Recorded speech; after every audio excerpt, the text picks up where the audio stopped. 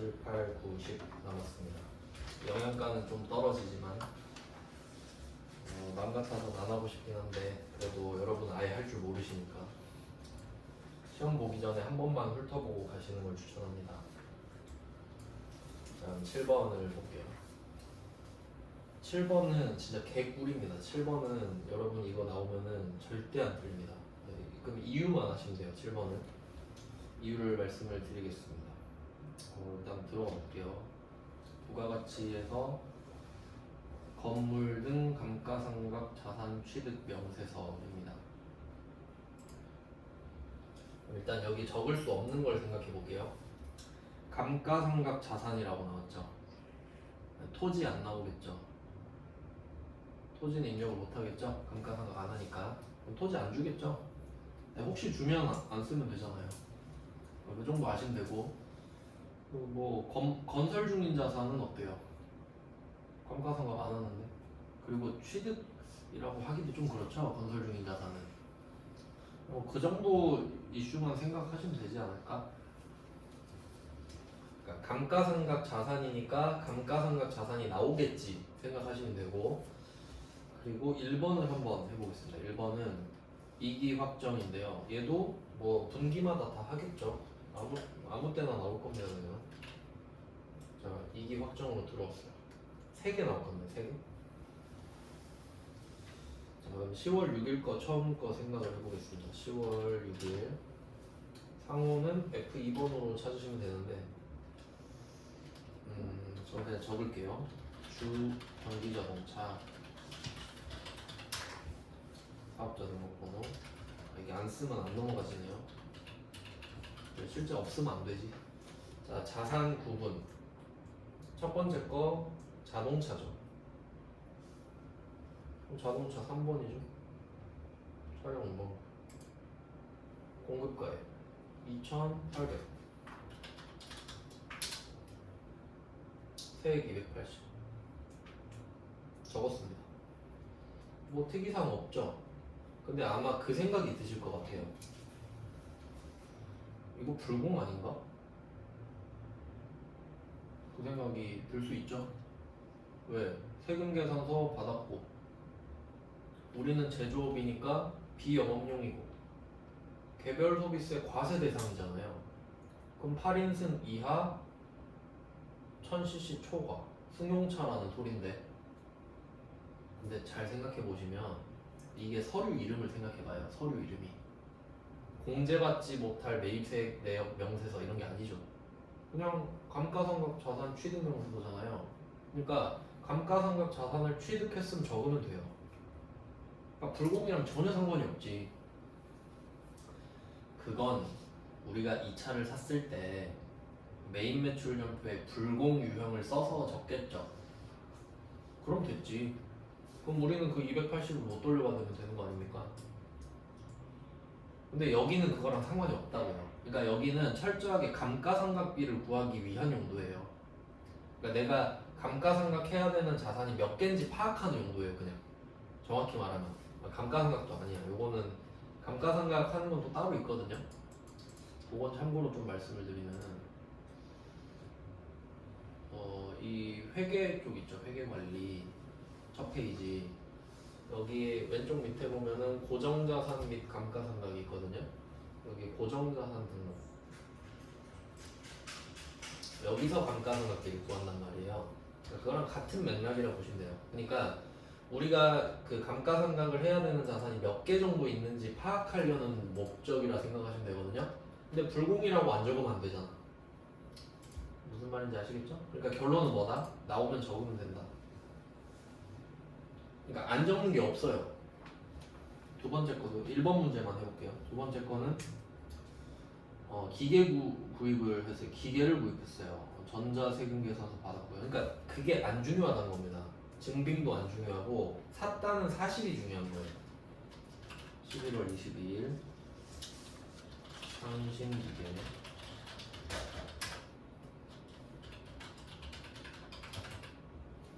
자산은 2번의 기계장치예요. 3,000만 원. 세 번째 거 12월 20일. 여기선 종이 세금 계산서를 받았다고 하는데 거기에 표시했겠죠. 메인 매출점표 쓸 때 그 종이는 0번 이렇게 하잖아요. 전자에. 지원전자. 그리고 일반 과세자 써 있는데요. 중요한가요? 안 중요하죠? 간이 과세자한테 샀으면 그럼 얘는 형체가 없나요? 아니잖아요. 그러니까 아무 상관이 없어요. 무슨 말인지 아시겠죠? 그러니까 얘가 간이 과세자인데 세금 계산서를 못 주는 사람이어도 상관이 없다고. 왜냐면 난 유형자산을 샀으니까요. 네, 그렇게 생각하면 돼요. 그러니까 되게 쉽죠. 다른 거랑 헷갈릴까봐 내는 것 같습니다. 그냥 불공이랑 헷갈리겠지. 네, 그래서 여기서는 복사기는 이제 4번의 기타가 되겠고요. 없으니까 공급가액은 180입니다. 네, 여러분 이거 틀린 바보입니다. 왜냐하면 있는 그대로 쓰면 되기 때문이죠. 그러니까 얘는 아무 생각이 없어도 맞출 수 있어요. 그러니까 다 쓰면 된다라는 것만 알고 있으면 됐죠? 그럼 얘는 요령 없어요. 다 쓰세요. 끝. 이거 나오면 완전 대박이죠. 보너스 문제죠. 보너스 문제. 근데 보면은 대충 5회마다 한 번씩 냈거든요. 뭐 대충 나올 때가 된 것 같기도 하고 그러네요. 그다음에 8번. 8번은 신용카드 매출점표 등 발행 집계표입니다. 아, 요게 그 신고서 할 때도 말씀을 드릴 거지만 한번 보여드릴게요. 신고서 가지고. 자, 신고서 그거 들어왔거든요. 2기 확정 10월, 12월 해가지고 여태까지 했던 기록들이 다 남아 있는데 한번 보시면은 여기 봐봐요. 영세 기타. 아, 뭔가 좀 눈에 익은 금액 아닙니까? 메인 매출점표에 아까 썼잖아요. 메인 매출점표에 수출로 썼잖아요, 제가.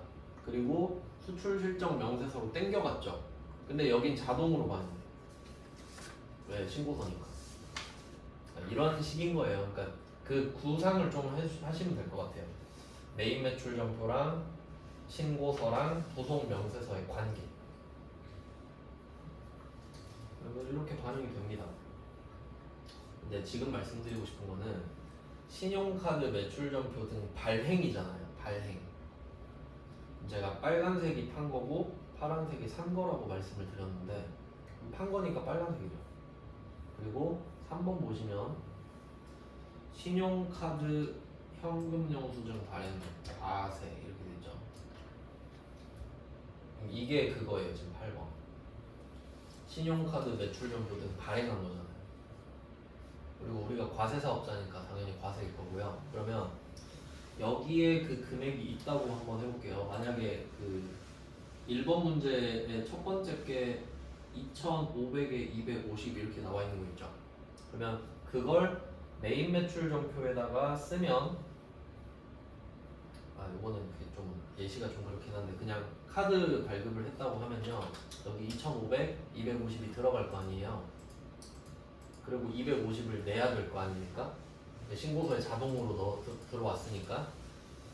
그러면 이렇게 됐을 때 자, 3번은 2,500과 250이 구분되잖아요. 그리고 밑에 보면 19번이 있거든요. 신용카드 매출점표 등 발행 공제 등 정확하게 이게 그거예요. 8번. 발행 금액 집계표에 있는 금액을 발행 공제를 해줘요. 그러면 이 19번의 금액은 어떻게 들어오냐면 여기 2,500, 250 있죠.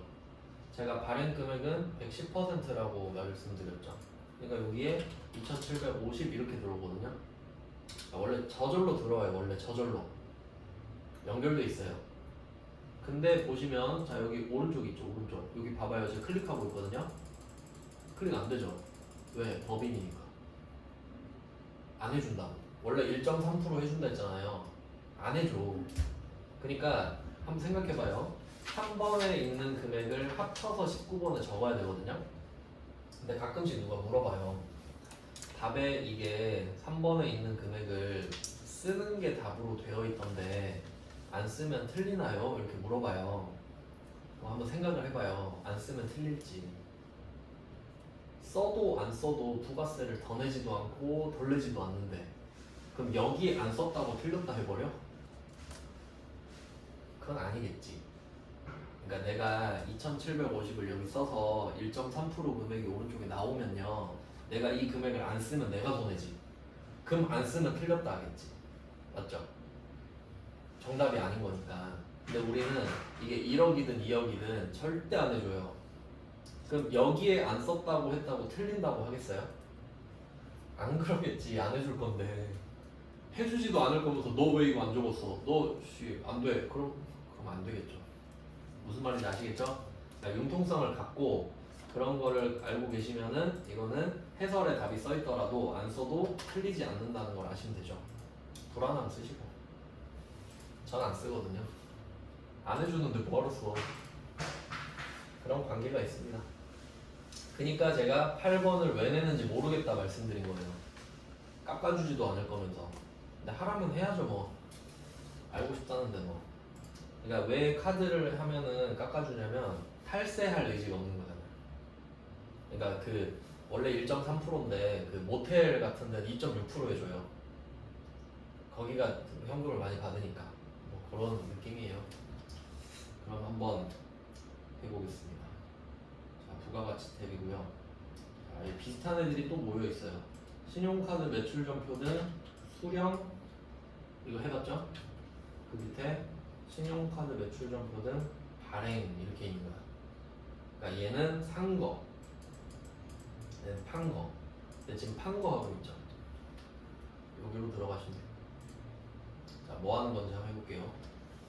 어렵진 않은데 7번보다 조금 난이도가 있어요. 왜냐면 7번은 아무 생각이 없어도 되니까. 8번은 생각을 좀 해야 되는데. 자, 그럼 얘는 이기 확정이라서 10월, 12월이고요. 칸이 약간 좀 초등학생 공책같이 이렇게 돼 있어요. 칸이 엄청 커요.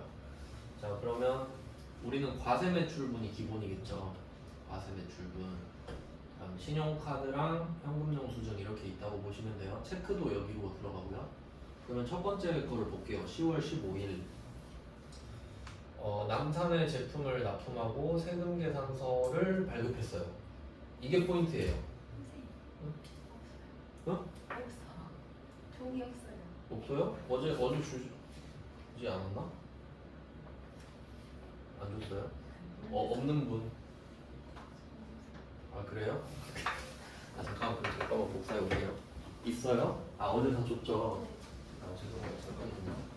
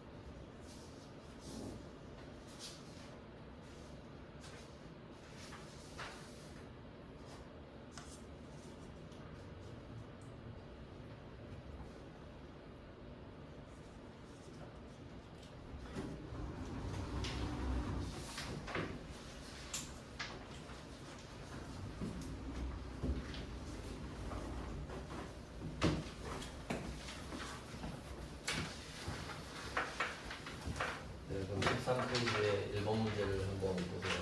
2기 확정. 첫 번째 상황은 10월 15일이죠. 그럼 당연히 10월부터 12월 안에 들어가겠죠. 이 날짜는. 그리고 세금 계산서를 발급했다 이건데 그러면 우리가 그 전체적으로 보면 부가가치세 전체를 생각해 보면 세금 계산서를 발급을 하고 상대방이 그걸 카드 결제를 한 거예요. 그럼 우리는 같은 거래에 대해서 세금 계산서도 주고 카드 전표도 주는 겁니다. 그럼 어쨌든 카드 전표를 발행한 건 맞잖아요. 그러니까 팩트를 체크하자면 맞죠? 근데 한 거래에 대해서 두 배를 준 거니까 이럴 때 메인 매출 전표에 어떻게 입력했을지 생각해봐요. 11번 과세를 썼을 거란 말이에요. 세금 계산서 한 개만 인정해 주니까. 맞죠? 그러니까 그런 상황 때문에 우리가 카드 전표를 발급했다는 증거가 안 남아 버리잖아요. 그러니까 여기에 따로 적어갖고 내는 거지. 저 카드도 발급했어요. 왜냐면 그냥 카드 발급한 것만 내는 거니까. 이해되시죠? 그러니까 서류가 딱 그것만 해요. 그 서류는. 아까 그 감가상각 그것도 그렇고 얘도 그렇고. 그러니까 세금 계산서를 발급을 하고 그 세금 계산서로 250을 공제를 받았겠지만 지금은 카드 발급한 이야기를 하고 있으니까 포커스를 그쪽으로 옮기셔야 된다는 거지. 세금 계산서는 그냥 참고만 하는 겁니다. 그러면 이때 총 금액이 2,750이죠. 그래서 그 2,750을 이거 신용카드랑 과세 매출분 사이에 적는 겁니다. 이렇게. 뭐 그렇게 어렵진 않죠. 뭐 합쳐서 적으면 됩니다. 발행 금액이니까 100%가 아니에요. 110%. 그 금액을 발행하니까. 네, 이렇게 한 칸을 적었습니다. 그 다음에 두 번째 거래 볼게요. 두 번째 거래는 면세 제품을 납품했대요. 우리한테 흔치 않은 일인데 그냥 이 문제를 위해서 살짝 억지를 부린 것 같아요. 그러면 얘도 계산서를 발급을 한 거예요. 그리고 얘도 계산서로 그 영향을 미치겠죠. 그리고 이 거래에 대해서 세금 계산, 그 법인카드를 또 결제를 받았대요. 그럼 카드 점표를 줬던 소리. 자, 그럼 이번엔 면세죠. 카드도 있고 신용카드도 있고 하니까 그러면 신용카드랑 면세가 겹치는 여기다가 700만 원, 얘는 부가세 없으니까요. 끝이에요. 아니야, 밑에 한 번 더 해야 돼. 밑에 보시면 자, 신용카드 매출전표 등 발행금액 중 세금계산서 교부 내용 있죠. 그러니까 오히려 얘는 바뀌어버린 거지. 카드가 메인이고 혹시 이 카드 전표 발급한 걸 세금계산서 줬다면 밑에 참고로 적어라 이렇게 돼버리는 거지. 주객이 전도된 겁니다. 알겠죠? 그러면 세금계산서 발급금액은 2,750이겠죠? 발행 금액이니까 여기에 2,750 쓰고 여기에 2,500 쓰는 것도 이상하죠. 같은 금액 쓰겠죠. 쓸 거면 찍어도 그렇게 찍어야죠. 그래야 다 맞든가 다 틀리든가. 계산서 발급 금액은 700이죠. 그 아까 7번보다 좀 어렵죠. 네. 근데 의미는 없는 거죠. 우리는 내봤자 세액공제 못 받고. 자, 한 번 해봤고요. 그 다음 두 번째 문제 85회 더 옛날 거. 자, 이번에 일기 확정이네요. 뭐 날짜는 상관은 없어요. 해보겠습니다. 첫 문제 4월 7일 크레디에 660만원 부가세 포함을 공급하고 세금 계산서를 발급했대요. 저는 이거 미리 적어도 되겠죠. 660 이렇게 발급했다니까. 그 다음에 자금 사정으로 10일 후에 신용카드로 받았다. 그럼 여기도 쓰는 거죠. 660. 결국 660짜리 거래를 세금 계산서도 주고 카드 전표도 줬다는 말입니까? 네, 똑같이 들어갑니다. 이렇게. 요거는 아까 그 1번의 첫 번째 상황과 다를 게 없네요. 금액만 다르고. 그다음 두 번째 5월 13일 비사업자인 고창석 씨에게 제품 88만 원 부가세 포함 절반은 카드, 절반은 현금 영수증 44만 원, 44만 원이죠. 그리고 이 거래에 대해서는 세금 계산서 안 줬어요. 그러니까 밑에다 쓸 일은 없고, 자 660에다가 44만 원을 더해서 적어야 되는데 아마 암산하다가 틀려라 하고 낸 걸 것 같아요. 그러니까 원래 여러분 같은 경우는 계산기를 꼭 꺼내가지고 절대 계산기를 쓰세요. 제가 이렇게 암산하다 틀린 게 꽤 됩니다. 저는 이제 암산을 포기했거든요. 660만 원 더하기 44만 원 이렇게 예의 바르게 해서 저는 704만 원으로 바꿀게요.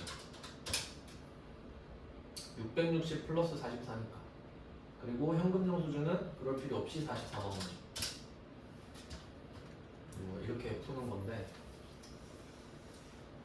이 부속 명세서는 데이터가 이것밖에 없기 때문에, 근데 이 두 개만 가지고도 충분히 응용이 될 거라 생각합니다.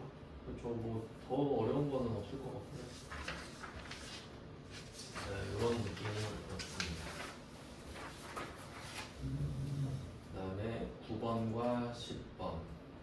이거는 진짜 가성비가 개똥망인데, 참 계륵 같네요. 아예 안 냈으면 얼마나 좋았을까. 근데 또 여러분 볼 때 처음 나오는 것보다 낫기는 또 하고, 그러니까 뭐 한 문제씩밖에 없으니까 이걸 풀어볼게요. 자, 9번 공제받지 못할 매입 세액 명세서 재계산 들어왔습니다. 공제받지 못할 매입 세액 명세서 또 들어왔어요. 그럼 우리가 지금 여기서 해본 게 뭐 있었냐면, 공제받지 못할 매입 세액 내용, 이걸 그 면세사업 관련 해서 적었고, 정사는 이게 좀 자주 나왔잖아요. 이 두 개를 같이 좀 풀었었죠. 얘가 꼽사리로 껴서 나왔어요. 근데 구조상 안부는 낼 이유가 없다 그랬죠. 이거 낼 바에 요거 내니까.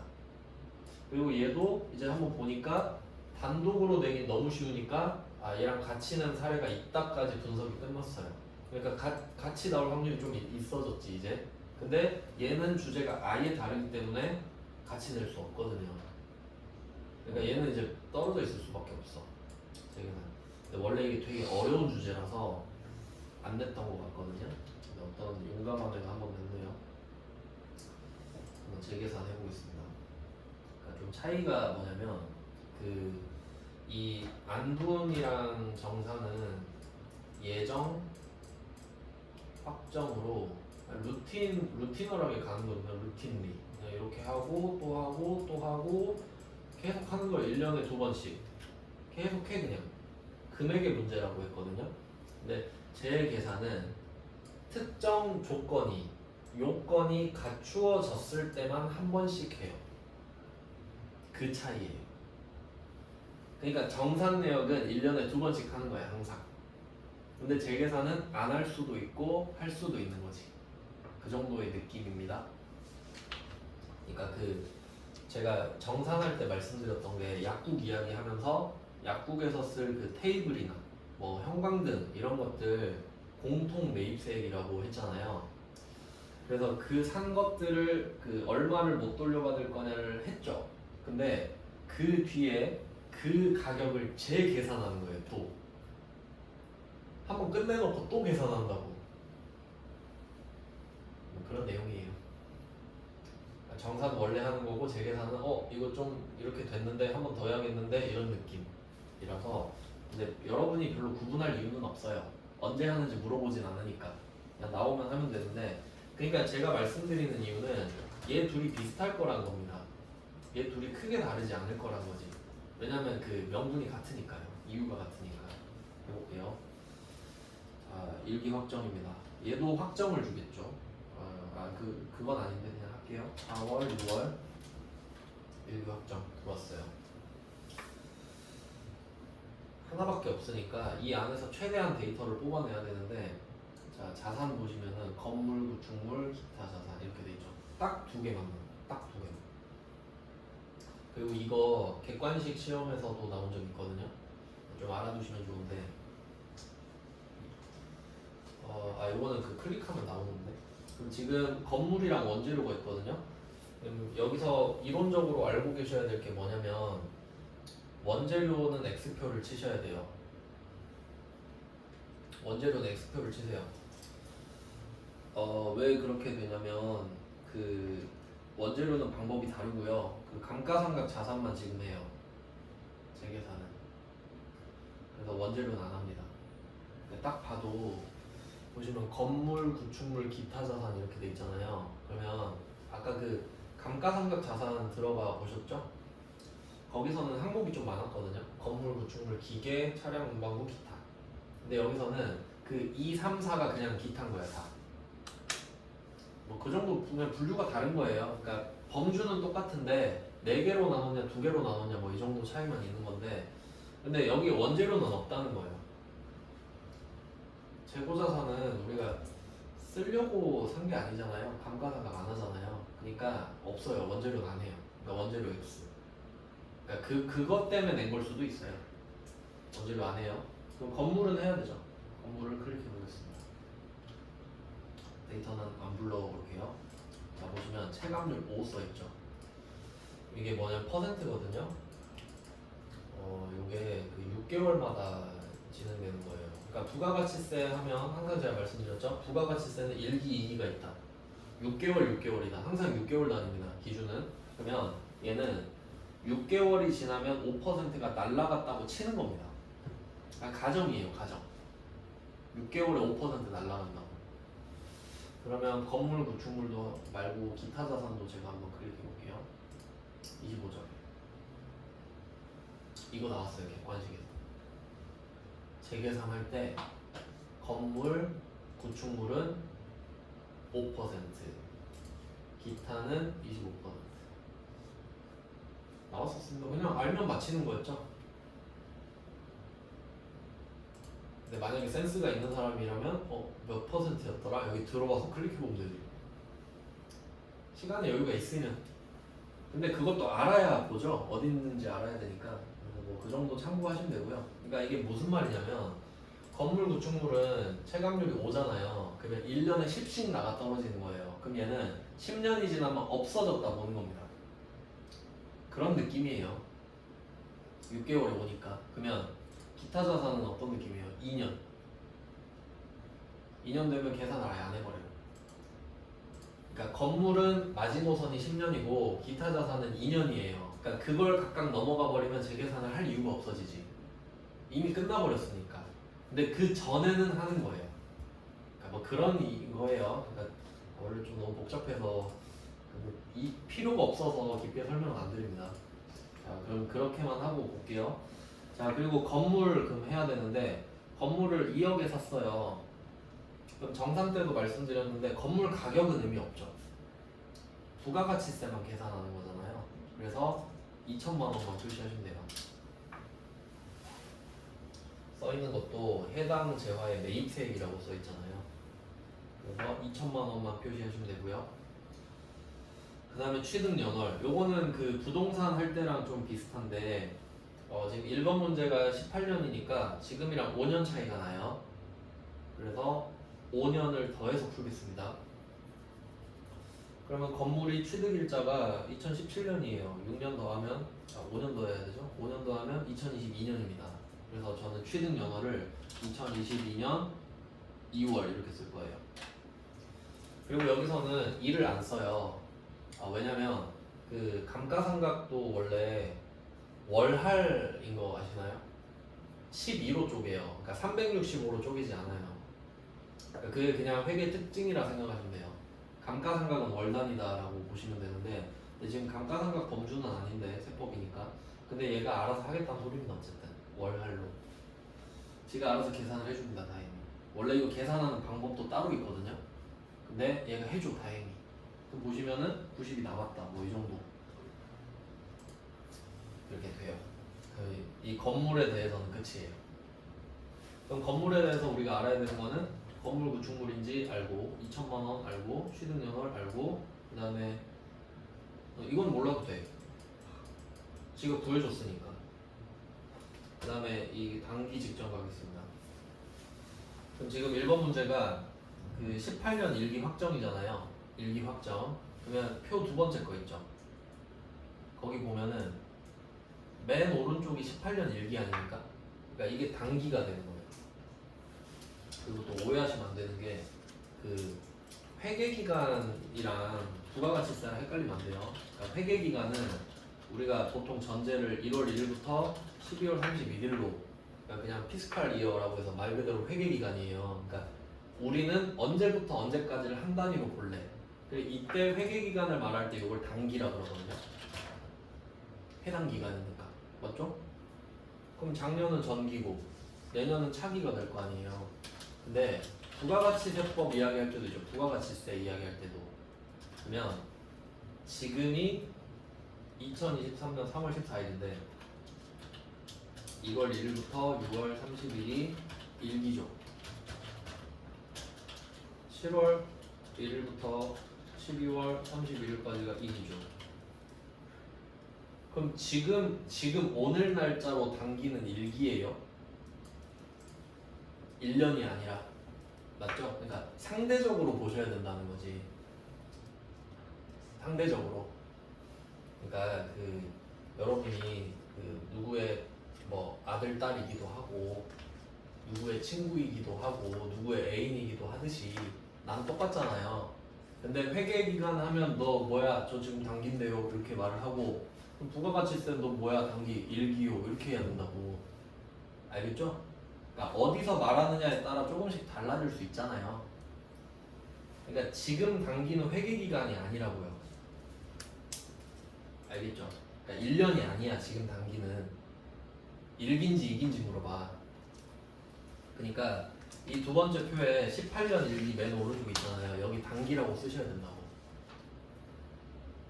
그럼 직전은 뭐겠어요? 17년 2기겠지. 그게 정기겠지 여기서는. 네, 그런 말입니다. 네, 이제 데이터가 많이 들어오니까 좀 헷갈리죠? 그러면 18년 1기를 단기에다 적을게요. 총 공급은 8억이겠죠. 네, 과세 면세를 합쳐야 되니까. 그럼 8억만 동그라미 쳐주세요. 총 공급이니까 이게. 그 다음에 면세는 또 따로 하네요. 그럼 2억도 따로 표시를 하시면 되겠고. 왜냐면 이 컨셉 자체가 면세 비율 찾는 거였잖아요. 정산이랑 똑같은 거 하고 있잖아요 지금. 면세 비율 찾자고. 근데 얘는 차이가 뭐냐면 정산은 무조건 하는 거니까 지금 단기 걸 적어요 그냥. 근데 얘는 정기 걸 왜 적냐면 얘는 면세 비율이 전 거랑 지금이랑 25% 이상 차이가 나야 돼요. 그러니까 그것만 좀 적어두세요. 면세 비율 25% 이상. 면세 비율 25% 이상. 면세 비율이 25% 이상 차이가 나면은, 그러니까 그 두 기수가 차이가 나면 그때 재계산을 하는 거예요.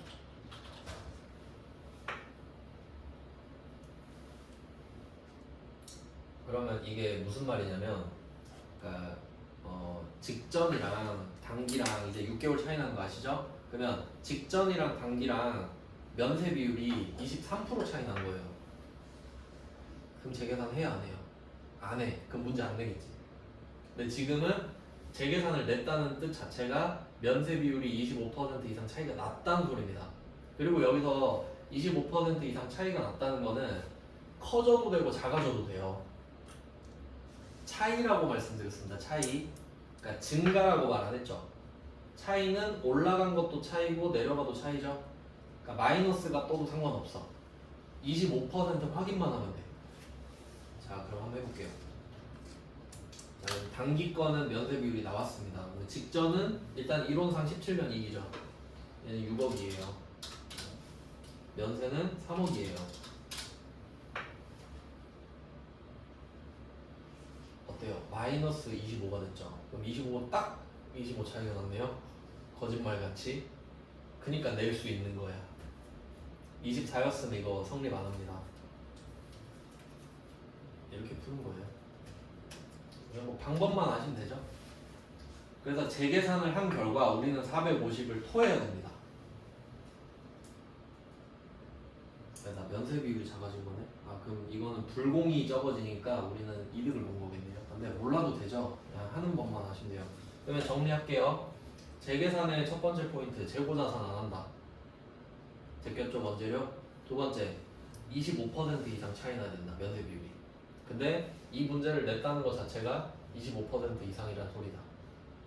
정도? 그리고 또 봐야 될 게, 그리고 객관식 말씀드렸죠. 재계산에서 건물 구축물은 5, 기타 자산은 25. 둘 중에 뭘 냈는지 기억 안 나. 기타 자산이었던 거 같네요. 그러니까 기타 자산은 2년이면 나가리다 이렇게 좀 생각을 할게요. 6개월에 25씩 날라가니까. 참 괜히 한 문제 내서 고생을 좀 했습니다. 이렇게 해주시면 되고요. 마지막 재활용. 10번 재활용 폐자원 세액 공제 신고서. 이거는 아까 말씀드렸는데 의제 매입 세액 공제 신고서 짝퉁이거든요. 그래서 위치도 보시면은 바로 밑에 붙어 있어요. 짝퉁이니까. 자, 뭐 위치는 그렇고요. 한번 해볼게요. 자, 2기 확정입니다. 10월, 12월. 공급자. 지금 우리가 재활용 폐자원 세액 공제 신고서는 뭐냐면 의제 매입 세액은 원재료가 면세일 때였죠. 그러니까 우리가 사는 거에 대해서 매입 세액을 만들어 준 거였잖아요. 그럼 이번에는 면세가 아니라 재활용 폐자원을 사면 거기에 세액 공제를 해주겠다는 뜻이지. 왜냐면 고철 같은 걸 사서 모으면은 환경에 도움이 되니까 그러겠죠. 그리고 여기서는 재활용 폐자원, 우리가 말하는 그 고철이에요. 고철. 그 고물상 생각하면 돼요. 그리고 여기는 중고차도 포함됩니다. 중고차. 왜냐면 중고차를 또 사드리면은 중고차 유통하면 새 차가 좀 유통이 덜 될 테니까 하여튼 그런 맥락이라 보시면 돼요. 자, 그러면 우리가 왕고물상한테 고철을 샀어요. 뭘 하는지 모르겠는데 고철을 샀어요. 그러면 여기에 왕고물상이라고 쓸게요. 원래는 F2번입니다. 없으니까 그냥 쓸게요.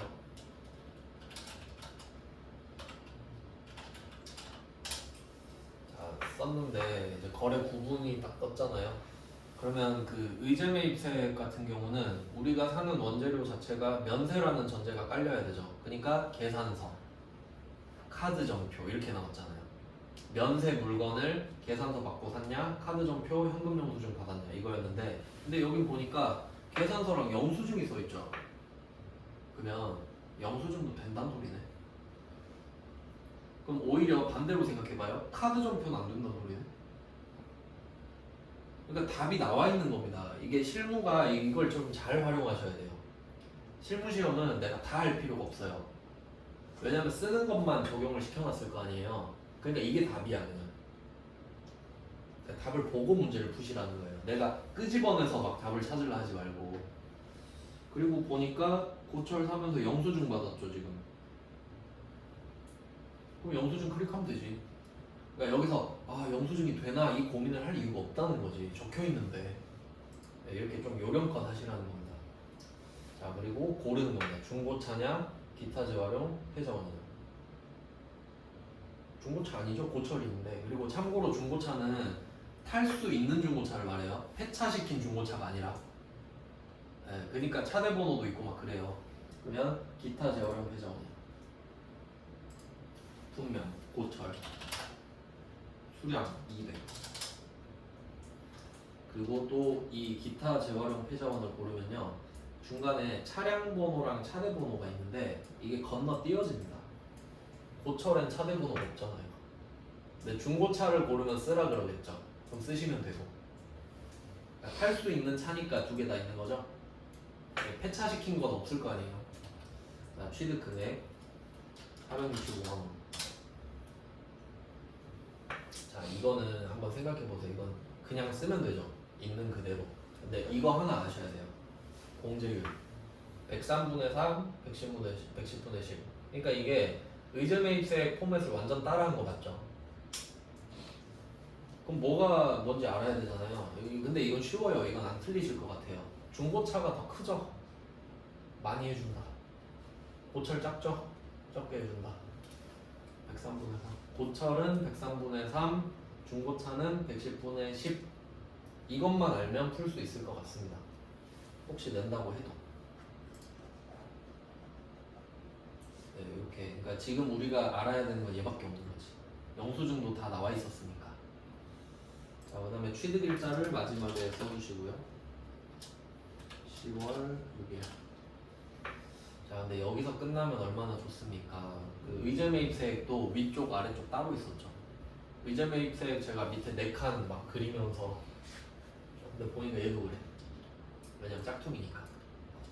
자, 그럼 얘도 예정분, 매출액, 확정분, 매출액. 그다음에 얘는 또 여기도 다 해야 되고요. 한 칸이 늘었네요. 얘는. 하나씩 따져볼게요. 그러니까 이 매출액은 한도 때문에 그래요. 한도. 매출액을 참고해서 해주겠다는 거지. 다 해주는 게 아니라. 그러면 이때 매출액은 딱 눈에 보이시죠?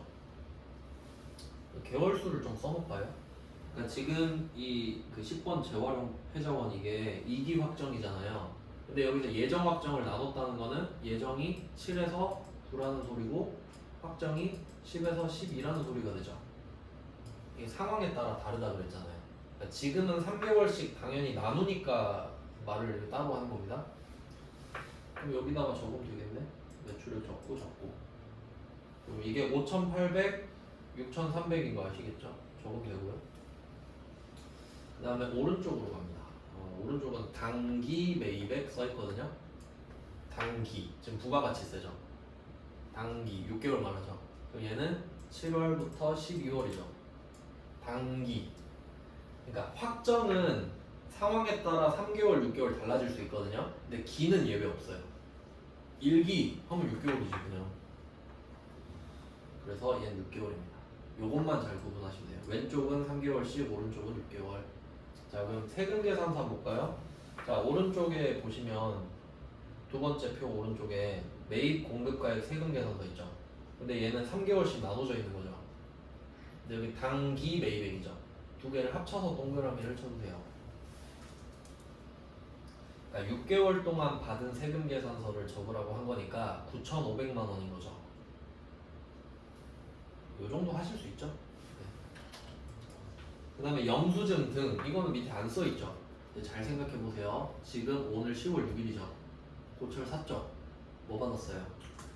영수증 받았죠. 그러면 최소 465만 원은 써야죠. 이것도 2기잖아 지금. 465만 원이. 이렇게 쓰는 건데 예정 확정분에 5,800, 확정분 6,300 한도 나왔고 매출액의 한도인 겁니다. 그럼 당기 매입액은 세금 계산한 합쳐서 9,500. 영수증은 아무 말 없죠. 그럼 내가 방금 산 것만 있겠지. 6개월 동안. 그러니까 465만 원. 여기에서 아마 좀 많이 틀렸을 것 같죠. 네, 뭐 이렇네요. 그 다음에 예정시 부분. 이것도 확정이기 때문에 이제 패턴 대충 아시잖아요. 6개월 다시 돌리고 예정된 거 빼고 이런 패턴인데 근데 보니까 그 추가 자료 두 번째 줄에 보시면은 매입 매출점표 입력은 생략. 이건 뭐 항상 나오는 말이고 예정 신고 기간 중에 신고 내역이 없대요. 그럼 예정 신고문이 없다는 소리죠. 그렇게 해석할 줄 아셔야 됩니다. 좀 뭐 안 쓰면 되겠네 하고 그 다음에 그 추가 자료에 첫 번째 줄 있잖아요. 간이관의 사업자. 요거는 해석해 볼게요. 우리가 이 사람한테 영수증 받았잖아요. 그럼 알고 있었지 사실. 아니 이 사람이 줄 수 있으면 뭘 줬겠죠. 그러니까 영수증이 이미 적혀 있다는 소리는 된다는 소리죠. 간이관의 사업자 상관이 없다는 소리가 되죠. 그러니까 그냥 신경 안 쓰면 되지. 네, 이 정도입니다. 그러니까 어쨌든 10개가 맞긴 맞는데 그 무게 중심, 무게 배분을 잘 하셔야 돼요. 6번까지를 조금 신경 쓰셔서 하면 된다. 이렇게 하면 부속명에서 3점짜리가 끝난 겁니다. 3점짜리 10개. 그리고 내일은 그 부가가치세 신고서를 할 거예요. 그러니까 오늘은 부속 서류를 끝냈고 이제 내일은 부가가치세 신고서 그 자체. 그러니까 쩌리를 먼저 배우고 이제 내일 메인을 하겠습니다.